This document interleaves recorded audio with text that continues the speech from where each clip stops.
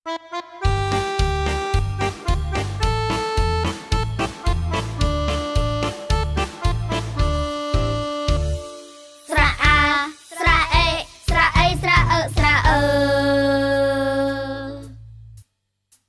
ស្ទាក់ស្ទើអ្នកអានមិនត្រូវមែនហើយសរសេរមិនត្រូវពួកយើងក្មេងៗត្រូវតែពឹងកែតម្រូវ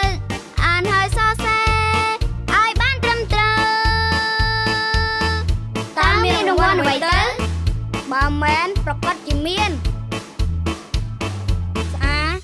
ស្អីស្អើស្អើបានស្រេចសំឡាញ់ពូកែមែនសូមអបអរសាទរស្រៈអាស្រៈអេស្រៈអីស្រៈអឺស្រៈអឺទាំងអស់គ្នាសុទ្ធតែក្លាហានមែនហើយជាសាក្លាហានទូក្រៅសាលាពួកយើងខំសរសេរអានឯណារង្វា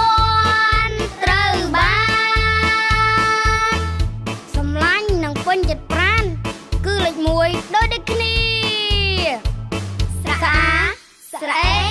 ស្រអីស្អើស្អើបានស្រេចជ័យយោសំឡាញ់ពូកែមែនសូមអបអរសាទរ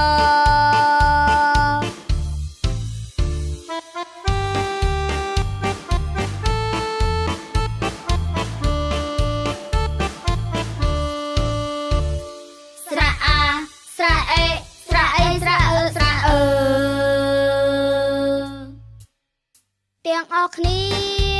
សុទ្ធតែក្លាហាន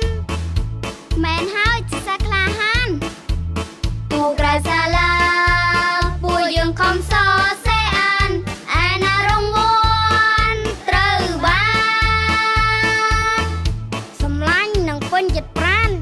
គឺលេខ1ដូចគ្នាស្រៈ